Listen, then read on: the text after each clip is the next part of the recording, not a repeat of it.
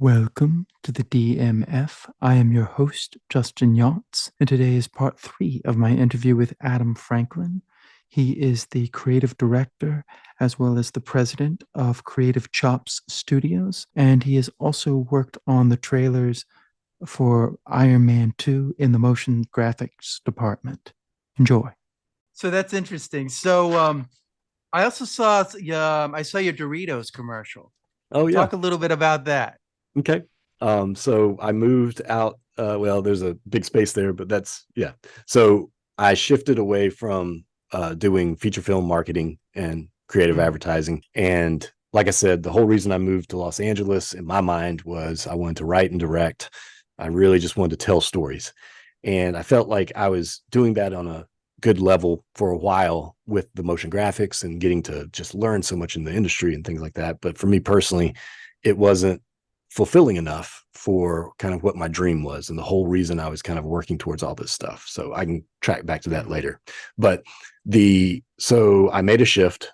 And when I made the shift, I decided with a ragtag group of buddies of mine that we would start just seeing what we could actually produce and come up with. I've always loved comedy. And so we ended up signing up. Back then, it was a much bigger thing than I think it is now. But they had these competitions where they would crowdsource. And this was actually pretty new at the time, I think. And they would crowdsource media for people. And it was an easy way for the marketing companies to get inexpensive media in comparison to going to a big house to do it or a big production company. And or at least get good ideas that then they could translate back into a big production. So that's how I kind of started out. One of the main ones I would use is Pop Tent. That was kind of big at the time for that. Since then, they went under. That's a theme in my life. So many places I've worked at or worked for have gone under. But Pop Tent had some great opportunities there too. And ended up doing some commercials with them. But then we knew like the king of this whole crowdsourcing thing was the Doritos commercial. We were like, man, if we can, do this Doritos commercial and somehow make it onto the Super Bowl, like the trajectory is set, right? And we came up with the idea and threw together a budget. And we shot the first one and put it out there and found out that we made the top 20, which out of tens of thousands of submissions, granted, a lot of those were not great submissions, but out of that many, that was enough to like get me fired up and go, okay, maybe I do have a knack at this short form storytelling and being able to get in and out. And because there's so much I learned across that process with it. But so we did it a second year, and that year came in the top 20 as well, but we never cracked that top 3 that actually got to play on the Super Bowl at the time. But those are some of my favorite memories of being on set, because that's a culture in Los Angeles that I love, which is everyone kind of does favors for everyone, as long as this isn't something that's generating income for real kind of thing. And just the people that you get to work with, I would always crew out people who knew what they were doing at like the main positions. And then you fill the PAs with your buddies and you end up having this just blast on set. And one of those sets, we had like over 30 people. And we had a really good time doing those Dorito commercials back then. Talk a little bit about directing. How did you like that? Oh, it was everything I ever wanted. And it still is whenever I get the chance to do it. And that's something I want to pursue a little bit more in the future. Even though the game has changed so much in the past 15, 20 years. But for me, directing boils down to being able to be a people person, loving how to bring together a group of people in a specific goal and mindset, and then being able to utilize each person and their skills and then also their ideas while still keeping the train on track. And just what you start with in pre-production, what you think the vision, I won't say vision, what you think the final product is going to be, in my personal experience, never is.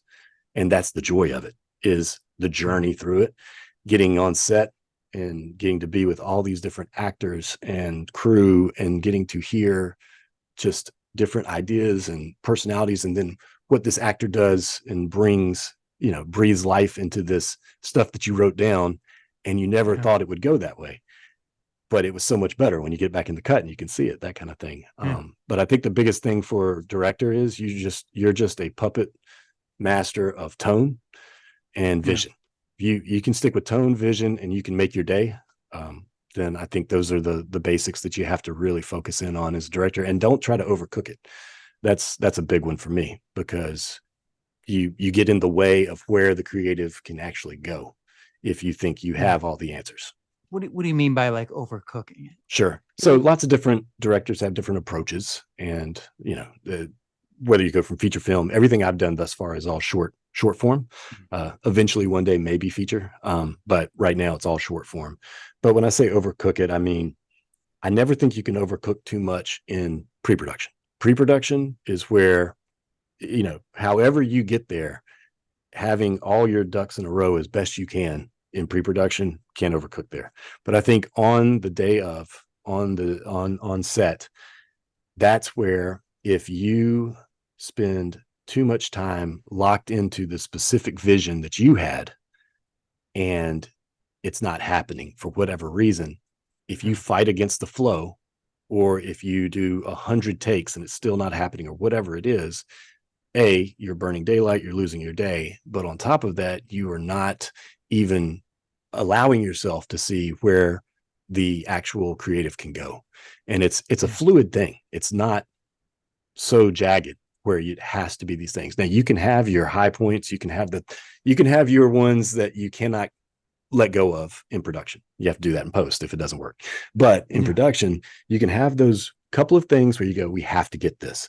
But outside of that, a lot of that is, if you've done your legwork with pre-production, you just let that thing flow. You see what other people bring to it. You see how the day goes. And that's, I mean, it's just this amazing thing to be able to navigate a story and to navigate storytelling, and then to see what works, what broke, what went crazy. There's always something that was wrong, that kind of thing. And then when you get into post, how can we fix it, and what you do to fix it? Or when you get into post and the edit and you go, wow, I didn't even think about this. We can move that scene here and this scene here and make so much more sense. And, so just, I love the creative process. I absolutely adore everything about it, from screenwriting all the way through post-production. And just because it's so malleable and it's so variable, and that's the excitement behind it. If it was, and I was always so much better at language than math. And math, for me, there were just way too many rules. It was way too, set up. Whereas that's what I love about filmmaking and video production, things like that, is because, the sky's the limit with where this thing can go. But you have to choose a tone and stick with the tone. Yeah. Well, you bring up a good point. I mean, like, if you're outside, you're dealing with, God or whatever deity you believe in, that is affecting the climate. You didn't realize that, like, oh, it's going to be overcast that day. I mean, you can get the weather reports, but it's never 100% accurate. Like right now, it's like overcast. It's making it seem like I'm in a cave or something. It's like, what are you gonna do? We cut. That's it. We'll come back when the sun is on a shine. It's like, no, you gotta deal with the elements as best you can, and that's why I think you got to think on the fly. Like you said, you want to keep the vision as much as possible, but you also got to be open to, like, you end up shooting like what is it, Stanley Kubrick shot Harvey Keitel walking through a doorway like Oh yeah. 70 times, and like by like the 70th day he just walked off set, and like, I'm not. Like, Yes. this is embarrassing. There's nobody was telling them why we're doing this. They just kept doing take after take, and it's like, maybe you should let me know, like, am I doing something wrong? Absolutely. You want me to Absolutely. just like saunter in here? I mean, like, no, it's like, yeah, just keep going. just keep doing 70 takes. So you're just like, really, 70 Yeah. takes yeah. I think that's, yeah. I mean, I think that really comes down to one of the hardest clutch points as a director is you have to be detail oriented, because story has to work, story has to make sense, all these things, right? And characters there has to be the understanding of why and the motivations and all of that kind of stuff. So you have to stick with details. But at the same time, if you are such a stickler for the details, I think that's when you miss the tone and you miss the vision, because it goes, well, I checked off this checklist of A, B, C, and D. Yeah, but we totally, skewed off and missed the entire reason for the entire story Yeah. and as a whole, right? So it is We this got puppet that. We master got that thing. Yeah, shot, but yeah, the rest of the movie is not good. right. It's like, so we've got one thing. It was supposed to be 5 minutes. We cut it down to one. Exactly, 1 minute. exactly. 1 minute. 1 minute. That we got a trailer But we got a great of a trailer out of it, scene. guys. That's right. But it's true. Yeah, you got to be open, and it's a hard thing. That's something I wanted to ask you about. Like, were there books you read? Like, what did you feed off of? Did you just go off of your experience with computer graphics? How did you go Yeah, into that world? yeah. So I knew early on that I wanted to direct. So even in school, when I was doing 3D animation, I was buying Mm. books, like your normal, directing for dummies. No, I'm just kidding. But like intro to directing, those kinds Yeah. of books so that I could understand what I'm seeing on screen and why I'm seeing that. So shot angles, lighting choices, all these things I know DPs do a ton of, but as a director, you have to understand Yeah, you need just to. the Yeah, you can't basics. just be like, yeah, that looks good. That's right. That's right. And they realize, wait a minute, that DP wasn't very good. Yeah. I just let him do everything. I want my Yeah, money back. exactly. I mean, one of the things that separated Pixar was, even though everything was computer generated, they treated it like you were still looking at a camera. Hmm. So all the shots would be like if you were filming it with a camera. So it has Yep. this different feel to it. Whereas a lot of people would do with animation and just be like, oh, we'll just put the camera wherever. But it's like, by putting the camera where it would be if you were shooting it, it gives it this grounded approach feel, like, oh, it's a movie, but it's animated, you Right. know. Absolutely. And actually, it's funny you said that because was because back then having interchangeable lenses and having a camera that could do that or whatever, I had no Yeah. exposure to that. Like that was not, what I was able to do. But I was learning Maya. Maya is the main computer program I Mm, used back then for 3D animation. And in Maya, you can dial up a 24 millimeter, 35 millimeter, 50, and then you can really see what that ends up doing to the framing and yeah. composition. So I was using that as I was reading these books and not being able to do it in the Yeah. physical world, but I was doing it in the 3D world to What you were, actually yeah, get a good the idea of, lens. yep. I saw that you also wrote a screenplay, Mhm. Vandals. Talk about writing Vandals. Okay. So Vandals was probably my third or fourth. What I ended up doing was I decided that and I just had ideas and a certain angle on life that I knew was very unique to my situation of where I grew up and Mm, how I came to be who I was and all of those types of things. And so as a storyteller, I wanted to definitely try my hand at it. So I that was probably my fourth screenplay at the time. And that one I put into a couple of film festivals and actually won best screenplay at Glendale Film Festival. I forget what year that was. mm, But that one actually had some legs. It got shopped around to different places, different production studios in Hollywood, and at least made it past the first set of readers and mm. had some momentum behind it. But as anybody who has tried to do screenplays professionally will let you know, and this was part of me in the learning part of it, was when you get past that first and they're asking for extra stuff, you think, oh, this is it. It's getting greenlit, and then you realize very quickly that no, no, that is such a small, tiny Yeah. margin and chance. But my hope is to take something like Vandals, which I'd probably have to rewrite it for this day and age because I'm sure some of my comedy back then probably would not fly. Early 2000, I mean mid 2000 comedies versus 2023. Talk a little bit about the writing process Sure. of that. Okay.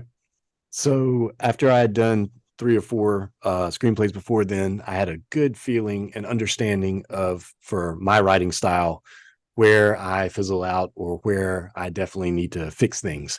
And instead of Mm, going back on these other screenplays and really reworking them and revising them outside of what I did at the time, I mm, decided I just want to keep moving forward because I think that's how you become a better writer. You sharpen your craft and you also have a much better idea in the outline for me personally of where are the problem areas. So for me, first act is easy. yeah. And then second act and the back end of the second act is when things really can slow down and fall Yeah. apart. And then the third act wrapping it up usually have an ending. So to Yeah. me, it's that second act that is make But or yeah, it's like break. getting that. Yeah, it's getting that to that second. Yeah, That yeah, can be that's the part of where a movie will just die, and you're just. absolutely. I mean, sometimes they can bring it home with something really great at the end, but sometimes that second act is just a slog through, and you're just like, Oh, absolutely, absolutely. So for how much me, longer? this for, this is great. I love what you just did, but yeah. I'm tired. not needed at this point. Not an hour and a half in. Yeah, yeah, So for exactly. me, with well, for screenwriting, I would say that my main guide, personally, the one I drew closest to, and I've read lots of different screenwriting books and theories and ideas, is Save the Cat. I forget who that's by, That's a but great. It's a great. that's for me, that one just made the most sense and laid it out in a way that I go, okay, I get the formula and I see how formulaic things are and the inciting incident and all of these different parts. And so I can lay that roadmap out. And then working within that, that's where I can Yeah. really, do character exploration and things like that. So with Vandals, it's a straight up comedy. And it was Mm. I'm not going to give a good log line. I haven't pitched it in 10 years, but in general, Vandals is the idea of a small town sheriff who Mm. gets in major trouble and loses his job because of the recent rash of vandalism that's happening throughout the small town country community. And after he loses his job, he realizes it's a bunch of kids or high schoolers in the area, and a new big time sheriff comes in, takes over, and there's background behind that. But in general, this sheriff ends up joining the Vandals in vandalism to get his job back. So that's the setup in the comedy for it. So it gets pretty zany, gets pretty crazy. Some big set pieces in there. robbing But his robbing his own. Yeah, let's burn down the sheriff's office. Yeah, let's go do it. You're That's right. like, That's right. yeah, get that guy. Yeah. So yeah, I would say the writing of it probably took me probably 2 weeks for the first draft. And Mm, then I really did hone that one in for about a month and would hone in. The hardest part for me with screenwriting is that it's so big on a feature. And if you yeah, break this one part, you're going to break three parts in different areas and having to go yeah, back and fix those and pacing and all that kind of stuff. So it's just this crazy puzzle and, just tapestry that yeah, is so difficult. And that's what I love about it, is because yeah, that's why it's so hard to have a good screenplay. yeah, And you can get lost in the weeds in this part and then you totally forget this part. And so, but yeah, yeah, yeah, yeah. Because yeah, you'll have that one critic there. And be like, why didn't you come back to that part in the script at the beginning? I didn't see that.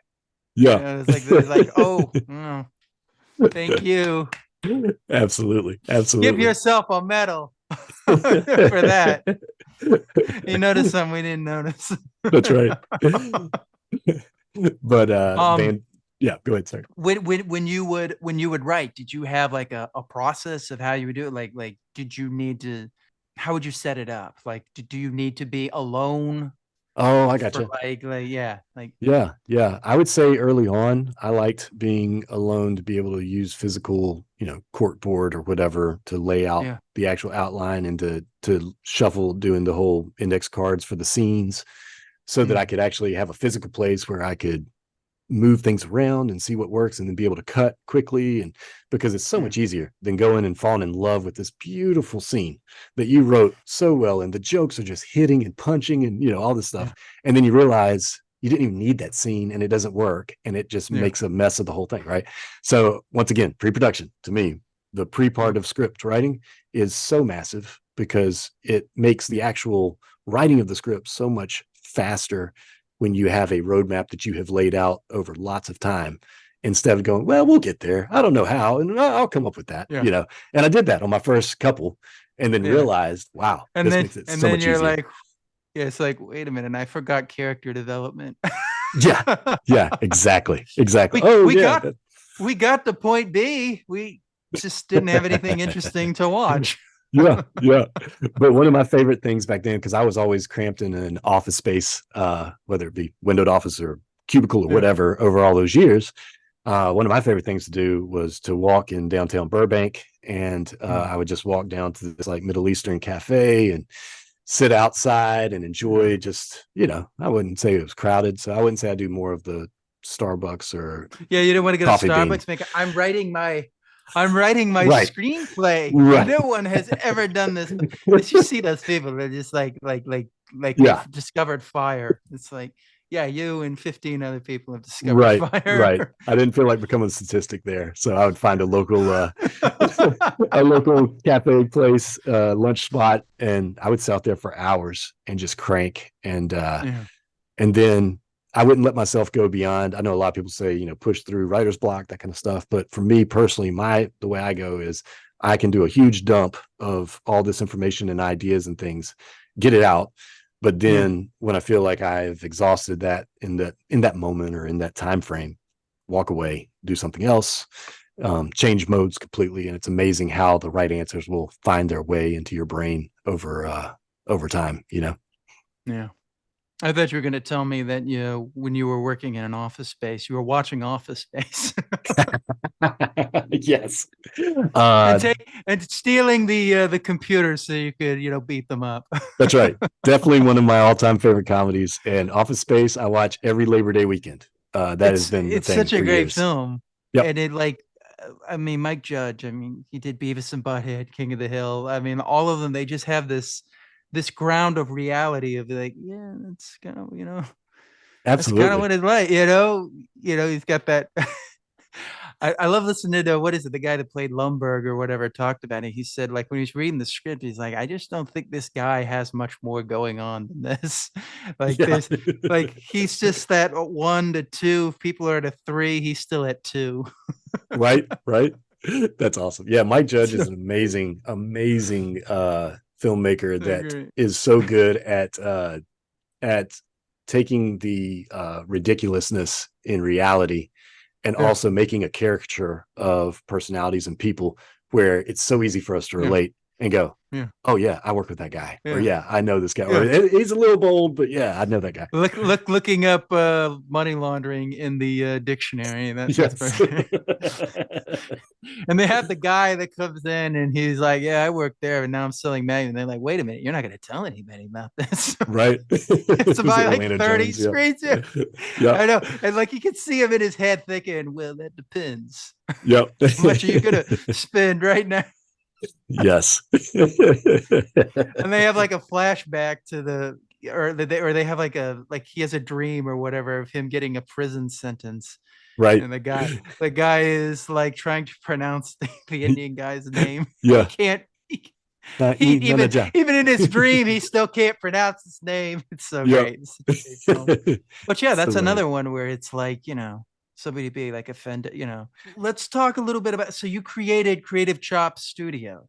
Is that Mhm. am I saying it correctly? Yes, Creative Chop I am so Studios. Creative Yep. Chop Studio.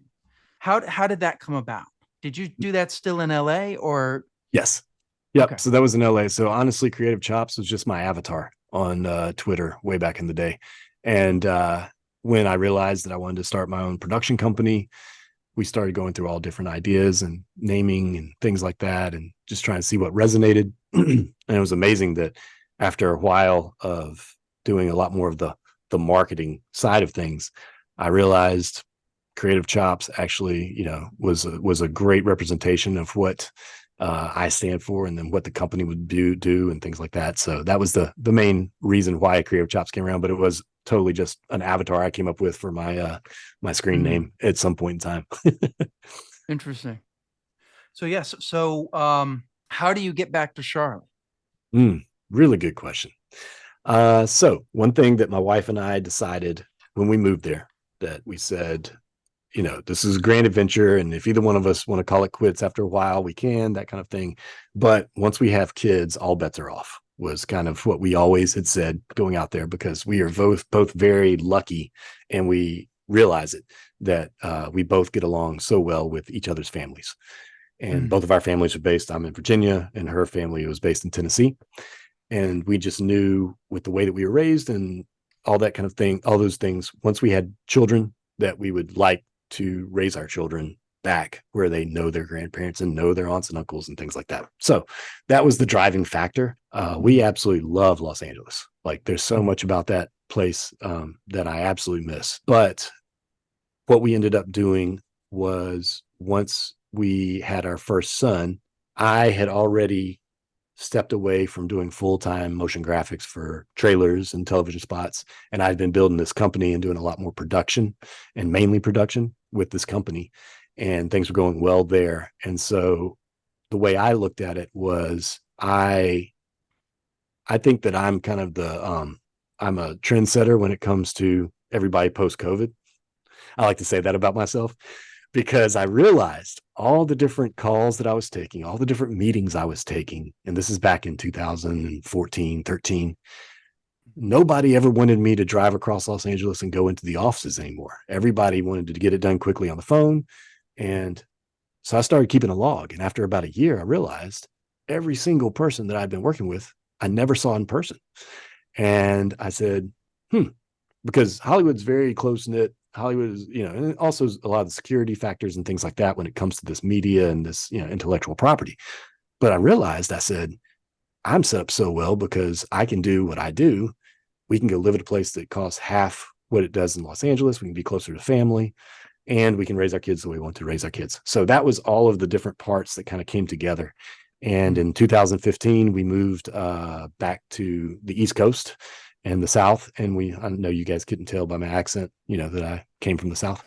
But we moved to the East Coast, and we locked in on Charlotte because Charlotte had a lot of really good things going on at the time that we locked into it when it came to feature films and network series and things like that were coming through the area.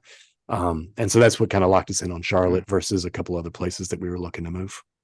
And then we messed it up by getting rid of the tax free. And then it all got taken out with a machete. And just has slowly, horrible idea. It's I'm like, how did you think that this was going to work? I mean, Atlanta should have been us.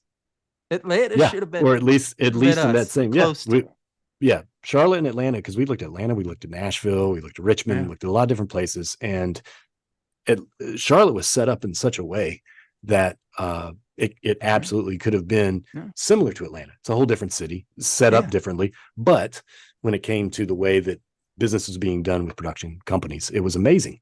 And for them to not, just trim here and there, but to do something big and broad, because that's what politicians do, and to literally take a machete to this whole film. They did the same thing to Florida too. Florida had their whole thing. They're still trying to get it back. It's just like, I see both sides of the coin on it. I get it, but at the same time, to do something so drastic seemed absolutely crazy to me.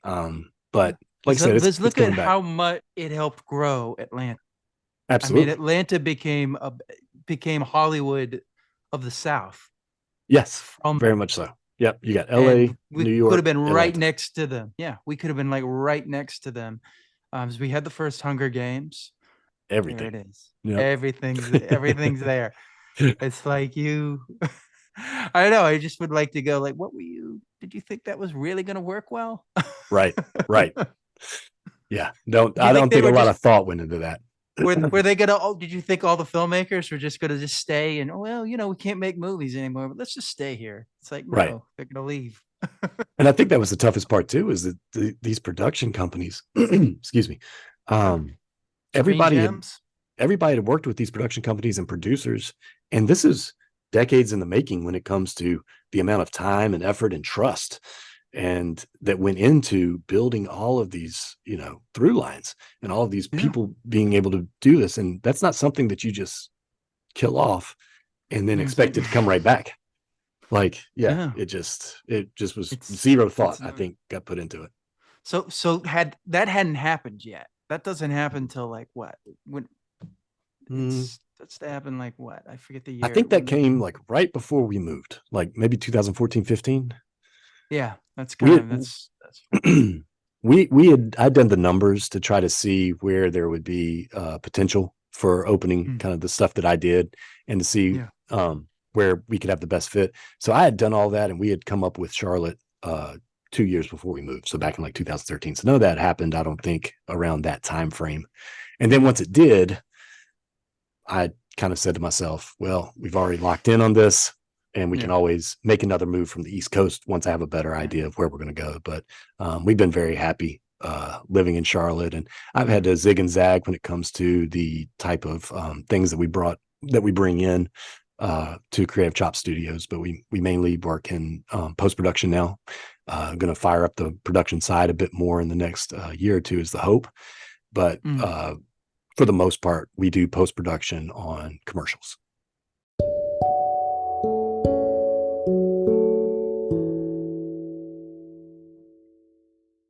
Okay, that about does it for part 3 of my interview with Adam Franklin. I want to thank him personally for coming on. I hope you enjoyed it. Please like, share, and subscribe.